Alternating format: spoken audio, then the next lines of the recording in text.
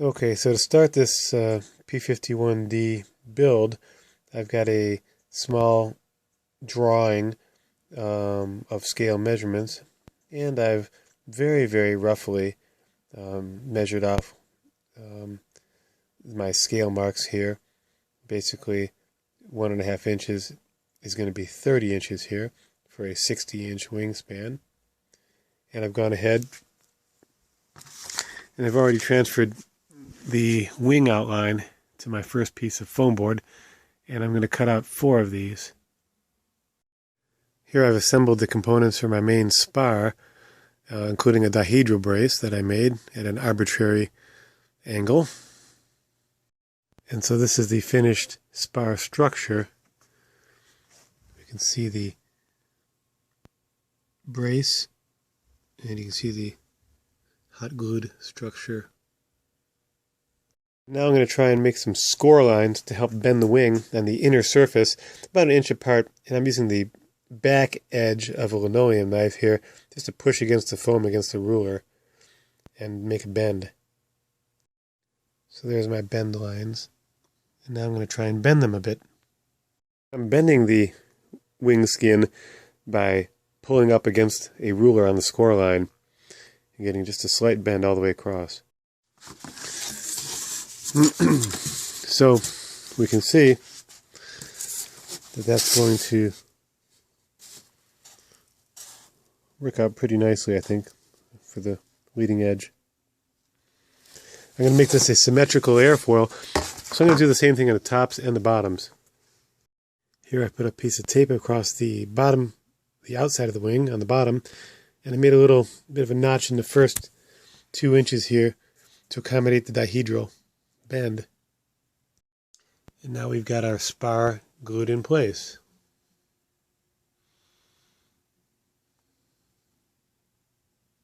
Even though I'm not very good at planning ahead, I did think that I do want to put some landing gear on the wings here. So centered at 10.5 inches out, just behind the spar, I put a piece of plywood on both sides to accommodate screwing in for some landing gear holders of some sort. Now I've feathered the trailing edge and the leading edges as well before I put this together, so I'll have smoother construction. Okay, well now the top skins are in place, and I ran some glue down the middle and put some tape over it, and they're only held together by the main spar. I haven't dealt with the leading edge and the trailing edge yet, which will be interesting. Here I have cut out the ailerons and flaps, and I'm going to glue the trailing edge of the wings together with hot glue. And here I have a finished aileron ready to install. And now I've got the ailerons and flaps hinged on the top side only. I'll repeat the process on the bottom with tape as well for a double hinge line. So now I've kind of made a mock-up of what I think the profile of the plane is going to look like. I'm going to cut off from here up and make this as a, I guess you call it a turtle deck, with just a construction paper cover, poster board cover.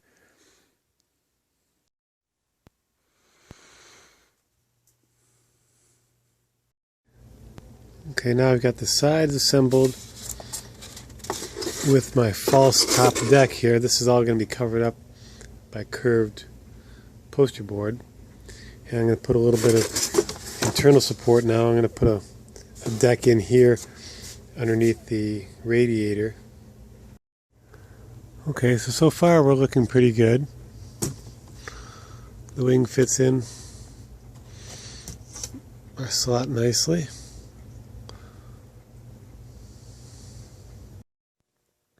Some more reinforcement of the radiator area.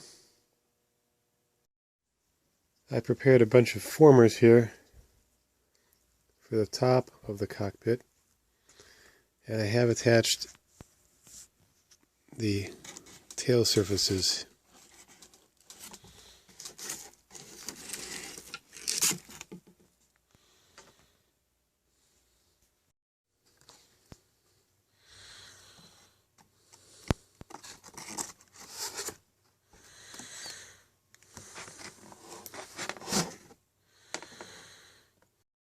And there's the first segment, and I'm pretty happy with that curve. I think that looks great.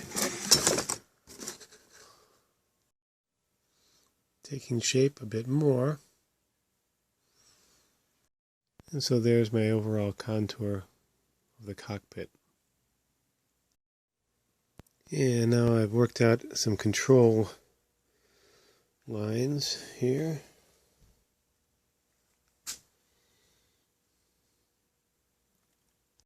I've pre-treated all the foam with Minwax polyurethane, and now we've got some spray paints here. We've got a two-color scheme with olive on top and gray on the bottom.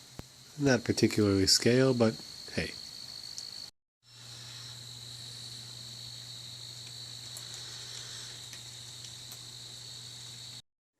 And here's a finished view of the airplane without decals.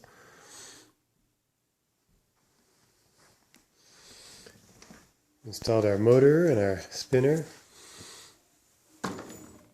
Looks good.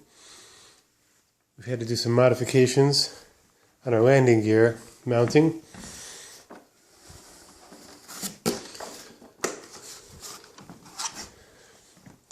Here we can see on our underbelly the landing gear. I had to mount some hardwood plugs inside the wing under here to receive the landing gear wire, and then on the surface I put some thin plywood to reinforce that area. And here we have our flaps and aileron servos. We can see our air scoop and our tail wheel assembly, which I handmade. It has a separate servo with a Y connector to the rudder. Okay.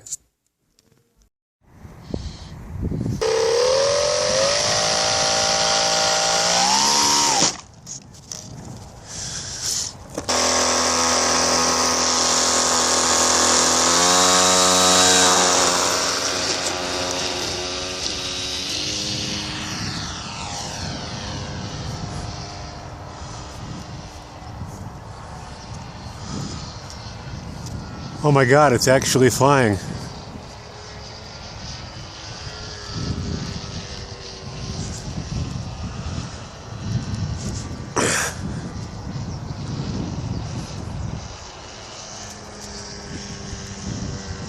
Haha, that's weird.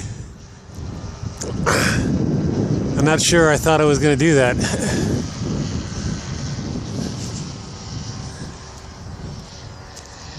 And those little ailerons actually seem to be enough.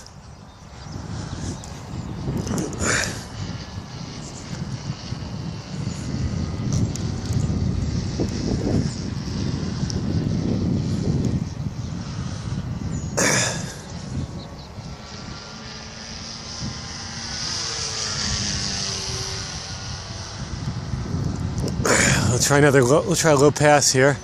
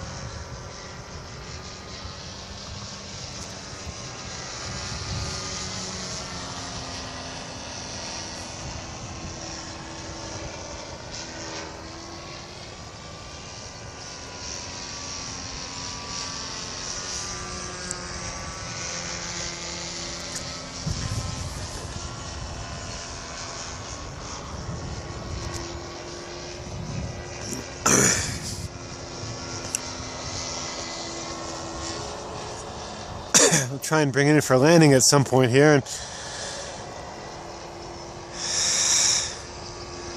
it handles nicely. This is 4S 3000. Okay, I think the battery is getting low.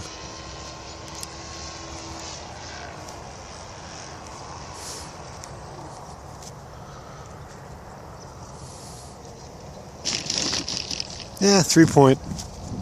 I can't complain though, can I? I had that was with the flaps down. Put them back up. So here's the 800 millimeter Spitfire, and it's got a really nice little rocket 2210, I think 1860 kV motor. Can't even fly past half throttle. The rates are set pretty typical. I've got one servo dedicated to the ailerons here.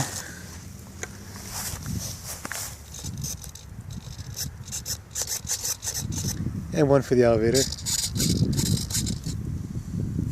And there's my battery compartment.